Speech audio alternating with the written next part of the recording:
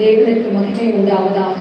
மறுபடியுமாக உங்கள் மத்தியில இந்த வார்த்தைகளை தியானிக்கும்படிக்காக கர்த்தர் கொடுத்த அவருடைய மேலான கிருபைக்காக கர்த்தருக்கு நன்றி செலுத்துகிறேன்.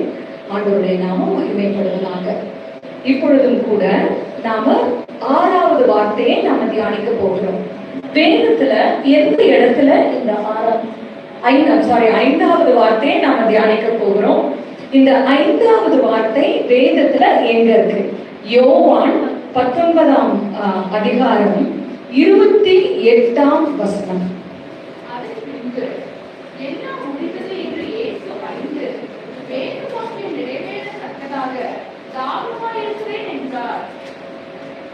சாரி பாவம், நான் 6வது வார்த்தைன்னு சொன்னேன். நித்யா உடனே டென்ஷன் ஆயிட்டாங்கன்னு நினைக்கிறேன். ஐயோ, நாம தான் ப்ரிப்பேர் பண்ணிட்டு வந்தோம், என்னங்கா நீங்க திடீர்னு 6வது வார்த்தைன்னு சொல்றீங்க. ஏன்னா நான் கொஞ்சம் குழம்பிட்டேன். நான் முதல் வார்த்தை நான் பேசணும்னு நான் யோசித்து நான் முதல் வார்த்தை. அப்போ நம்ம என்னைக்குமே முதல்ல மற்றவர்களுக்கு தான் நம்ம ப்ரையாரிட்டி கொடுக்கணும் அப்படின்னு நான் மனசுல வைத்து முதல் வார்த்தை நான் ஃபர்ஸ்ட் என் மைண்ட்ல ஃபிக்ஸ் பண்ணியிருந்தேன். இப்போ ஆனந்தி கேட்கல, அக்கா முதல் வார்த்தை யாராவது பேசுறாங்களான்னா, நான் இல்ல ஆனந்தி, யாரும் இப்ப வரைக்கும் பேர் கொடுக்கல. நான் போய் சொல்லல, யாரும் பேர் கொடுக்கல, நான் தான் யோசித்திருந்தேன். ஆனா நான் எதுவும் சொல்லல. அப்புறம் அக்கா நான் முதல் வார்த்தை பேசுறேன்க்கா. அடுத்தது 5வது வார்த்தையை யோசிச்சேன்.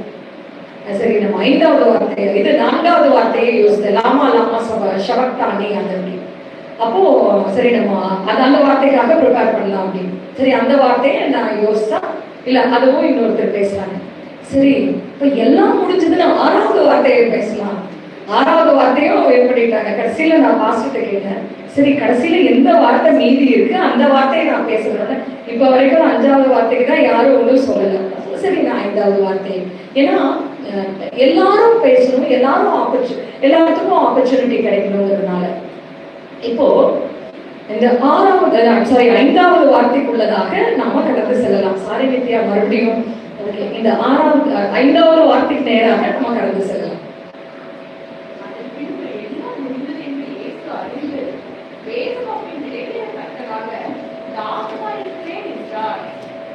இந்த வார்த்தை தாகமா இருக்கிறேன்.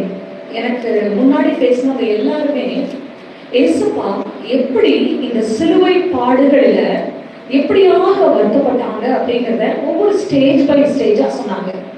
அதாவது சிலுவையுடைய இடை இவ்வளவாக இருந்தது, இவ்வளவாக அடிகள் பட்டாங்க, அவருடைய முதுகு அதாவது உளுந்த அந்த ஒரு நிலம் எப்படி உழுவாங்களோ, ஒரு டிராக்டர்லயோ இல்ல மாடை வைத்து உழுவாங்களோ அப்படியாக அவருடைய முதுகு இருந்தது. இது எல்லாவற்றையும் பார்த்தோம். 17 மணி நேரம் அவர் தண்ணி குடிக்கல. இந்த வார்த்தையை அவர் பேசுகிற பொழுது 100% ஆண்டவர் ஒரு மனிதனாக தான் பேசினாங்க.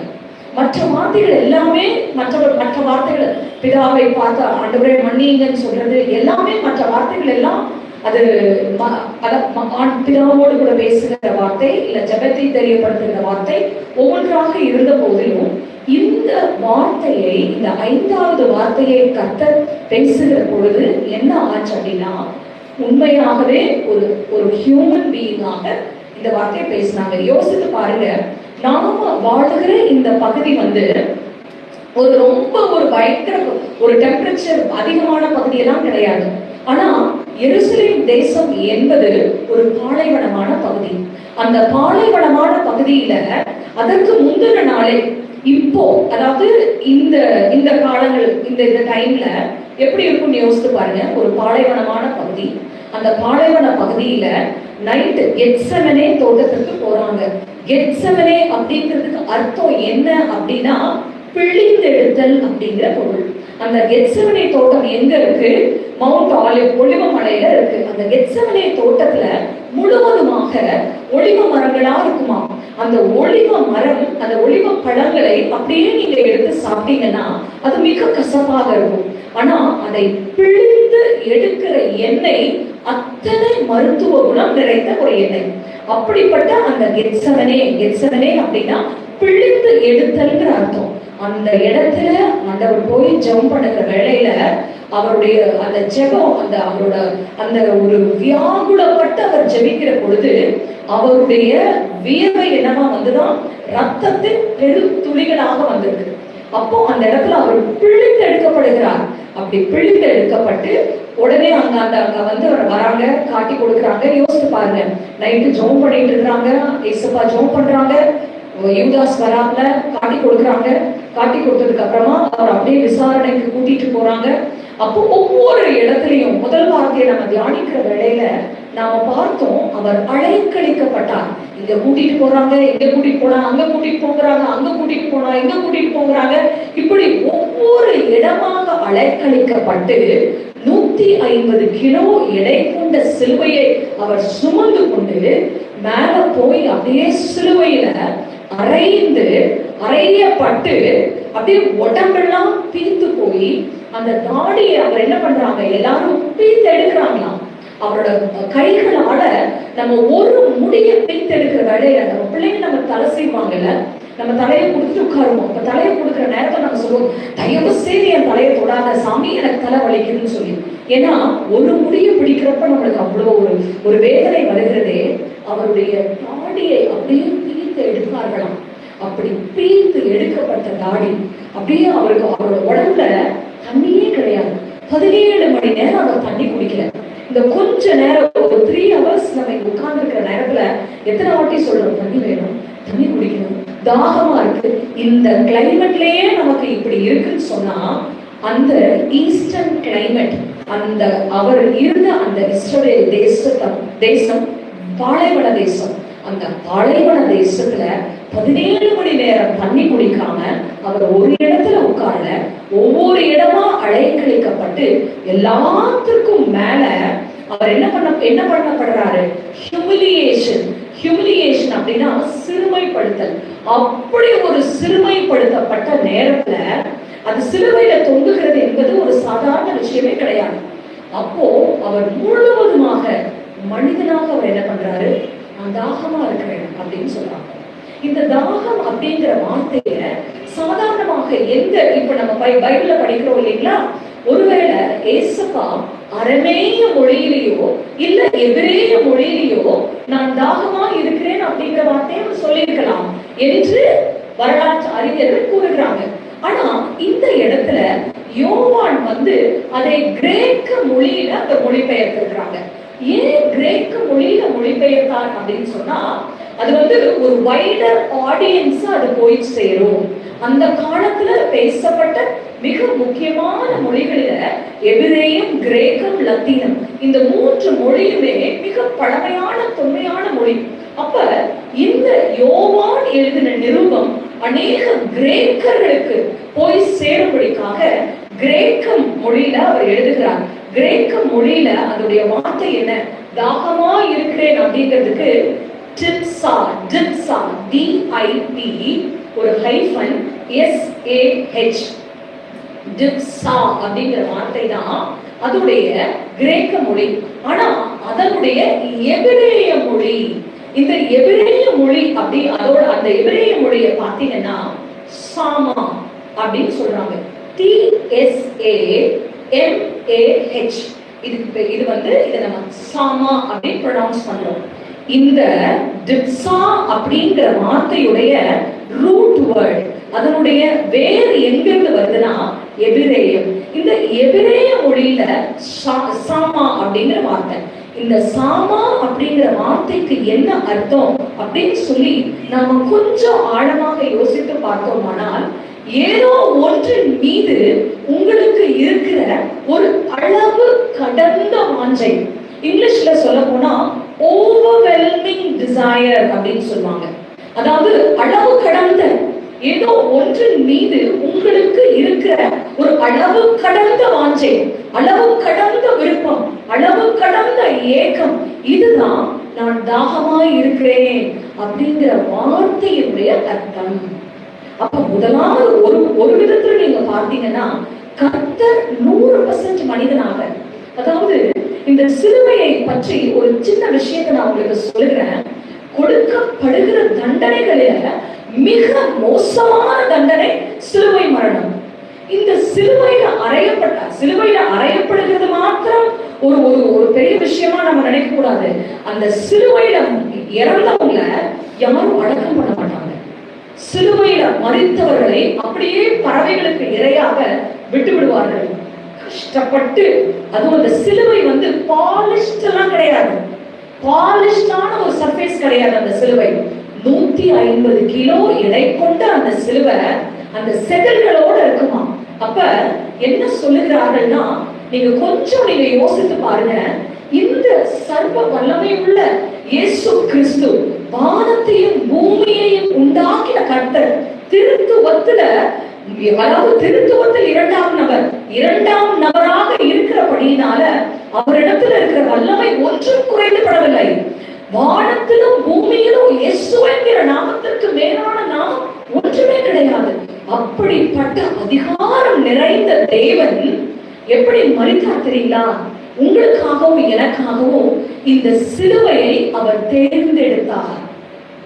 சிலுவையில தான், அதாவது நாம பிழைக்கிறதுக்கு பிளான் போடுவோம், கரெக்டுங்களா? இப்படி நான் வந்து இந்த படிப்பை படிப்பேன், என்னுடைய ஃபியூச்சர் இப்படி இருக்கணும், என் ஃபியூச்சர் நான் இந்த வேலையை செய்வேன், நான் இப்படி தன்னுடைய வாழ்க்கையை பிளான் பண்ணி நம்ம வாழ்றோம்னு சொல்றோம். ஆனா ஒரு மனிதன் உங்களுக்காகவும் எனக்காகவும் சாகிறதுக்கு பிளான் பண்ணினார்னா அது இயேசு கிறிஸ்து மாத்திரம்தான். அப்பேற்பட்ட தெய்வம் நம்மளுடைய தெய்வம். நீங்களும் நானும் இந்த டைமை வேஸ்ட் பண்ணி நாம வந்து உட்கார்லைங்க. நாம கர்த்தர் அவர் முடிவு பண்ணார், நான் சிலுவையில இப்படித்தான் மறைக்க போகிறேன். அதை தெரிஞ்சுதானே இயேசுப்பா இந்த பூமிக்கு வந்தாங்க. யோசித்து பாருங்க, இன்றைக்கு ஒரு ரொம்ப விசேஷமான நாள் என்ன அப்படின்னு சொன்னா, இந்த 2026 வருடம் இந்த நாள் தான் எக்ஸாக்டாக ஏப்ரல் 3ஆம் தேதி.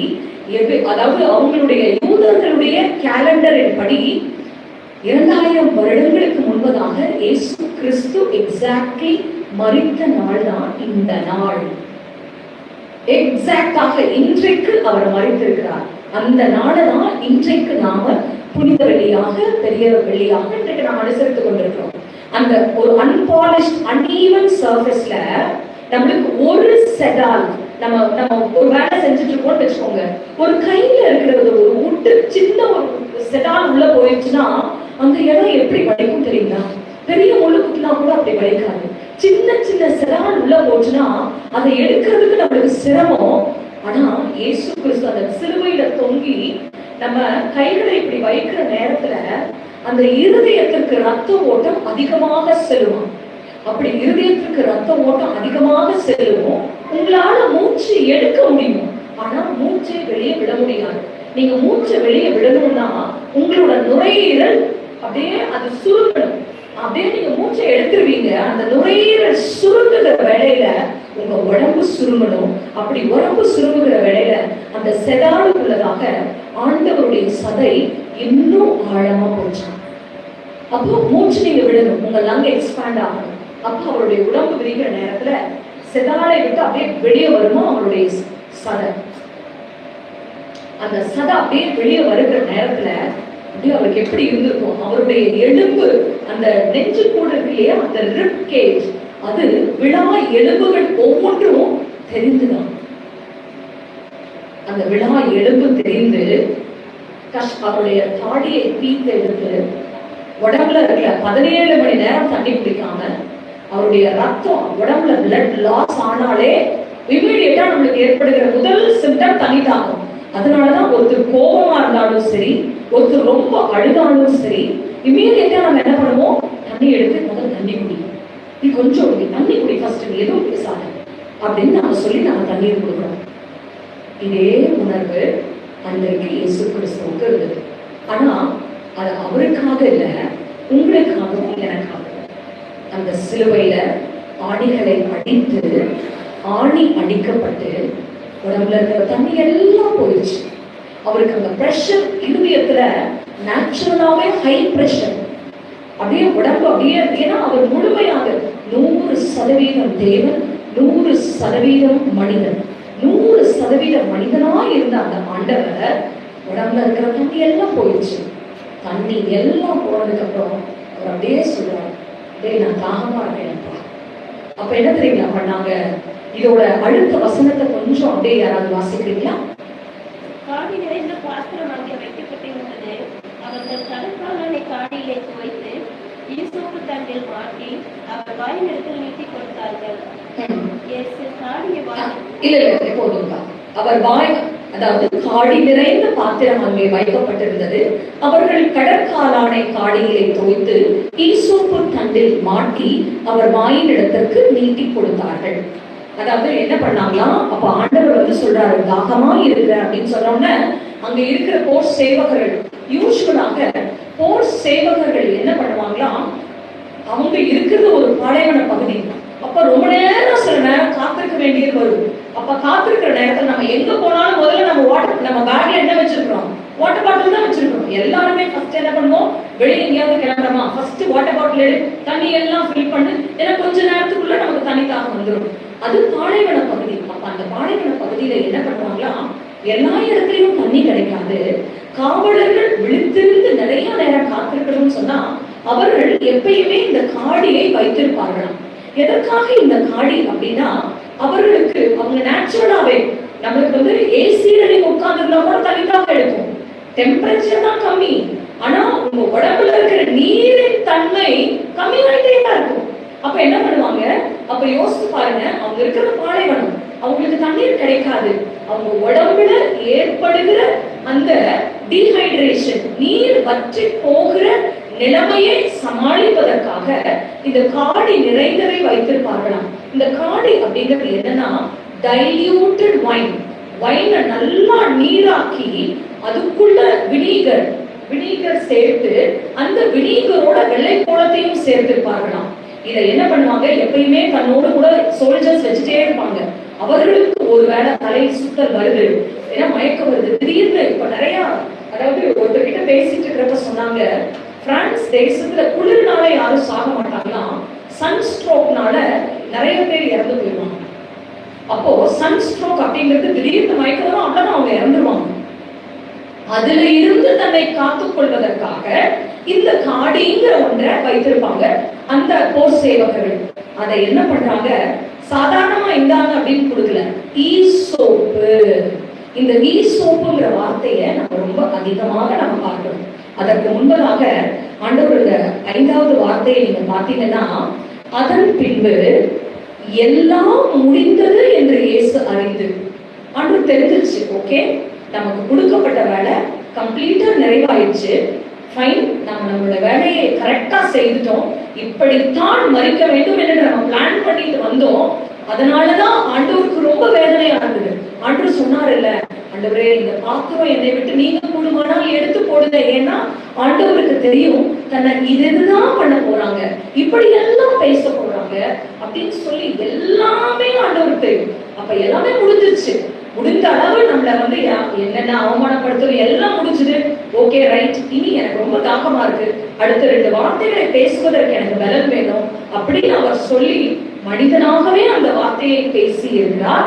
அப்படி பேசி இருந்தாலும் கூட அந்த வார்த்தையினுடைய அர்த்தம் என்ன அப்படின்னா, எதன் மீதோ அவருக்கு இருந்த ஒரு மிகப்பெரிய ஒரு ஆசை, மிகப்பெரிய ஆவல், மிகப்பெரிய ஏக்கம், அதுதான் ஐ தர்ஸ்ட், நான் ரொம்ப தாகமா இருக்கேன். அதாவது இங்கிலீஷ்ல எப்படி சொல்லுவாங்க, I thirst for the love of God. ஆண்டவருடைய அன்புக்காக நான் ரொம்ப தாகமா இருக்கிறேன். நம்ம வேதம் கூட சொல்லுகிறது இல்ல, ஏசாயால, நான் தாகமா இருக்கிறவனுக்கு மேல் தண்ணீரை, அதாவது யார் ஒருவருக்கு வாஞ்சையோடு கூட அந்த ஆசையோடு கூட அந்த ஏக்கத்தோடு கூட கேட்கிறாங்களோ அவர்களுக்கு நிச்சயமாக செய்கிற தேவன். அப்ப அப்படி ஒரு தாகம் இருக்கு. அப்ப என்ன பண்றாங்க, ஈசோப்பு தண்டினால, இந்த ஈசோப்பை நம்ம எண்ணத்திற்காக நம்ம பயன்படுத்துறோம், சொல்லுங்க பார்க்கலாம். வெளியூ சுத்திகரிக்கிறது, சுத்திகரிப்பு மாத்திரம் அல்ல, இதற்கு கொஞ்சம் நம்ம அப்படியே இந்த பழைய பாட்டுக்கு கொஞ்சம் போலாமே. அந்த இடத்துல எகிப்துல நம்ம ஜனங்கள் அடிமை, இஸ்ரவேல் ஜனங்கள் எல்லாம் அடிமைகளாக இருக்கிறாங்க. அன்றைக்கு பஸ்கா ஆட்டுக்குட்டி 10வது வாதை வந்துருச்சு. அந்த 10வது வாதை, அது வரைக்கும் பார்வோனுடைய இருதயம் கடினம் தான்.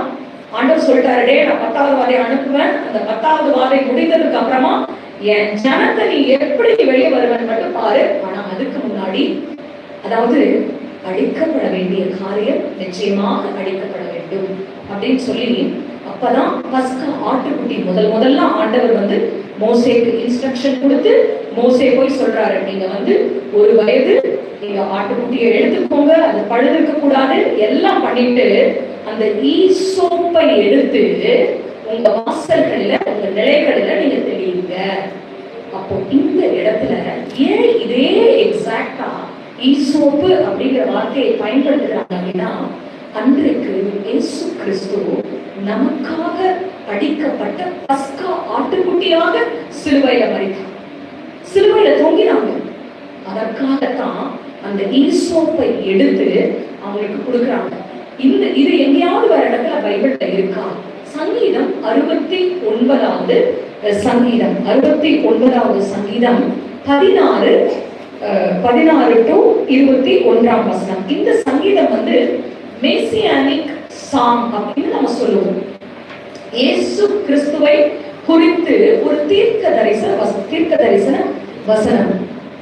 சங்கீதம் 69 20வது வசனம் பாருங்க.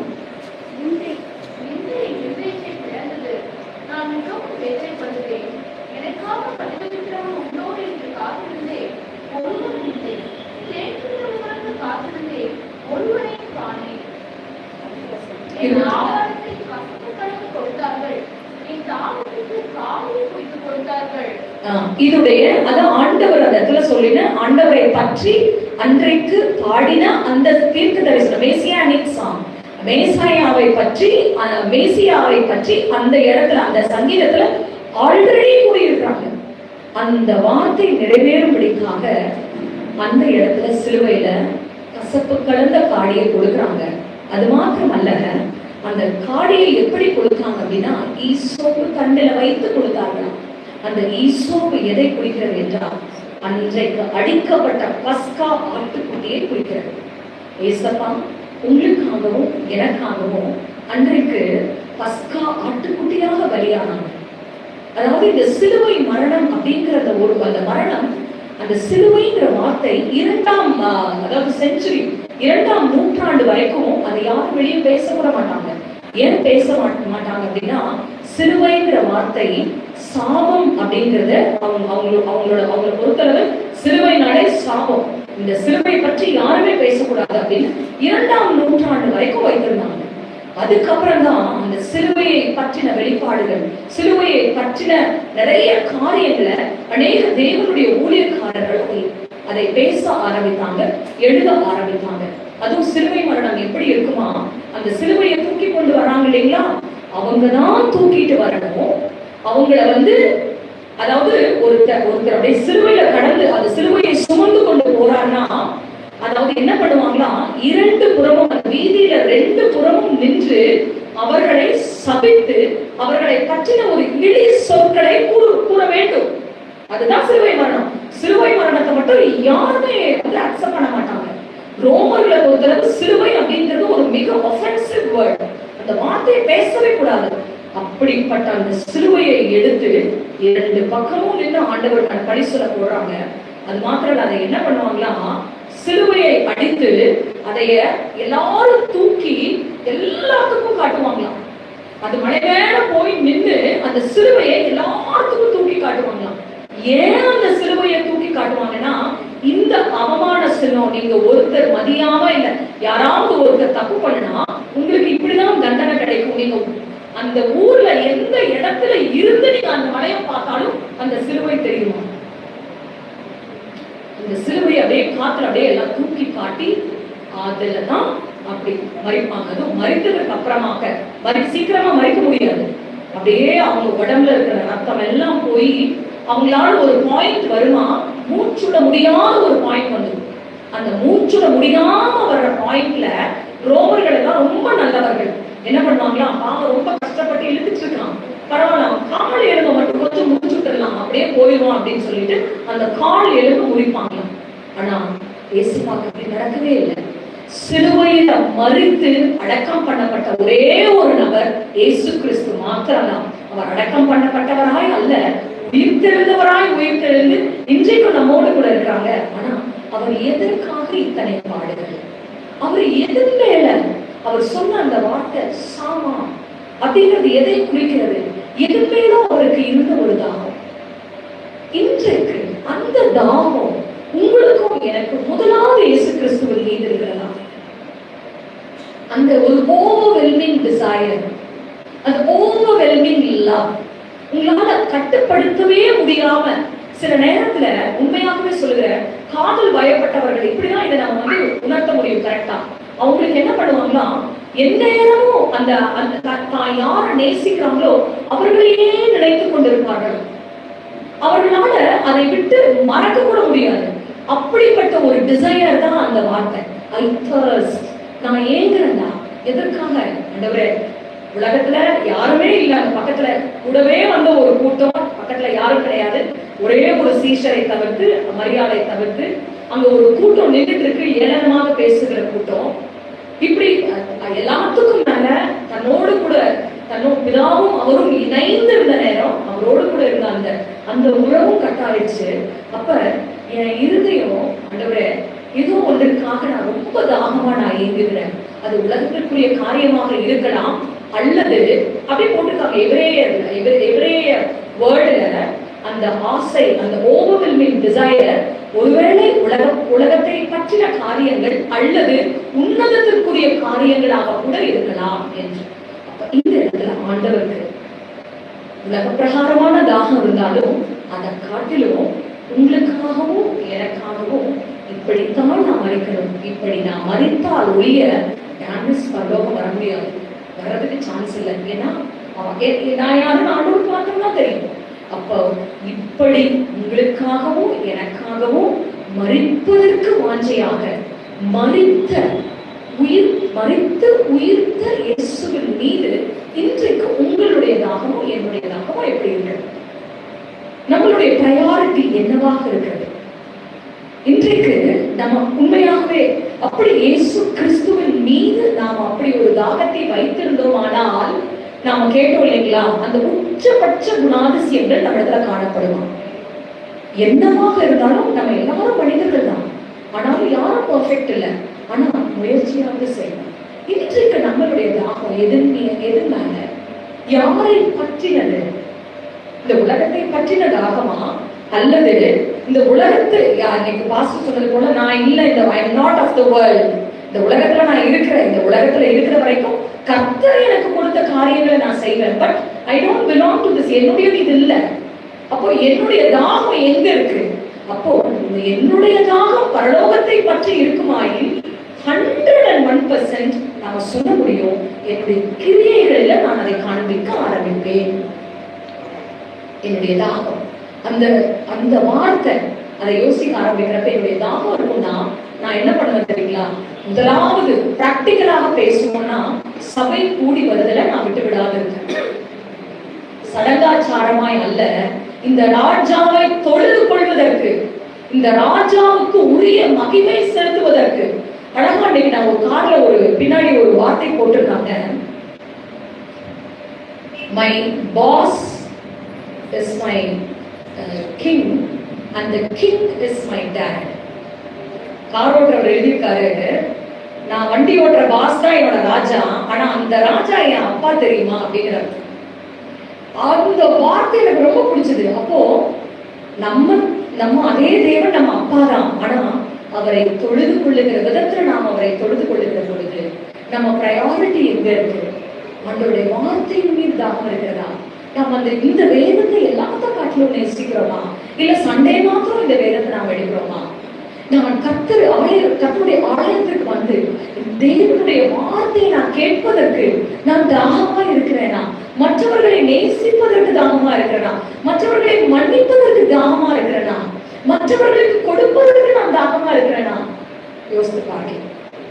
அதற்கு அந்த கொஸ்டின் மட்டும்தான் நம்ம கேட்க முடியும். ஏன்னா ஆண்டவரோட சாய்ஸ் என்னைக்குமே ஃப்ரீ வில். அவர் ஒரு ஃப்ரீ வில்லை கொடுத்திருக்கிறார். அந்த சாய்ஸை சூஸ் பண்ணி இல்லைங்க ஆண்டவரே, நீங்க சொன்ன அந்த தாகத்தை எனக்கு தாங்க, ஆத்துமாக்களை ஆதாயப்படுத்துகிற தாகத்தை எனக்கு தாங்க. ஏன்னா நிச்சயமா மெய்ப்பன் குட்டி போட மாட்டான், ஆடுதான குட்டி போட மாட்டேன். நான் உங்களுடைய வார்த்தையை சொல்லுகிற அந்த வாக்கியம், அந்த தாகத்தை எனக்கு தாங்க அப்படின்னு சொல்லி அந்த தாகத்தோடு கூட இன்றைக்கு இந்த குட் ஃப்ரைடே சர்வீஸை நாம் அட்டெண்ட் பண்றோம். நம்மளை நாமே ஆராய்